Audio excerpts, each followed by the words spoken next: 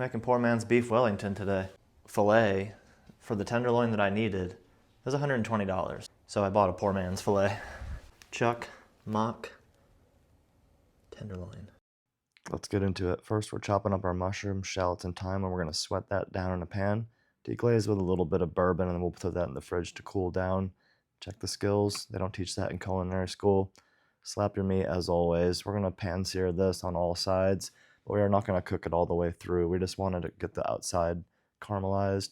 Then we'll just brush it down with our Dijon mustard so it sticks to everything nice how we want it to. We're going to hit all sides of that. We're going to make a couple crepes here, and this is going to be a nice little moisture barrier that we're going to burrito up our beef in.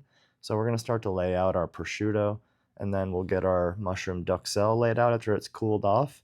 And we are going to put our beef in, and we're going to wrap everything up into a nice neat package, and we'll toss it into the fridge to cool, solidify, and let those juices rest. So here we are just wrapping it up into a nice tidy package. That's beautiful. It was a little risky, but it panned out.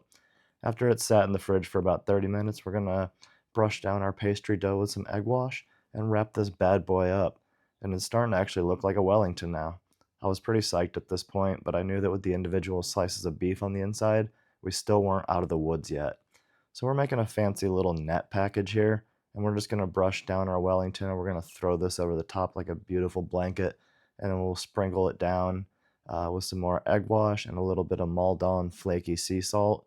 And we can go a little bit nice and heavy on the salt on the outside because we didn't really season that beef too much on the inside. So we're going to throw this thing into an oven set at 400 degrees on convection bake, and we're going to let it go until it gets nice and crispy and brown. It's beautiful. Just look at that thing. Came out pretty decent. It was a little bit juicy. In the end, my thoughts are, if you're going to make beef Wellington, leave it to the rich men. This one was a little bit tough. See y'all.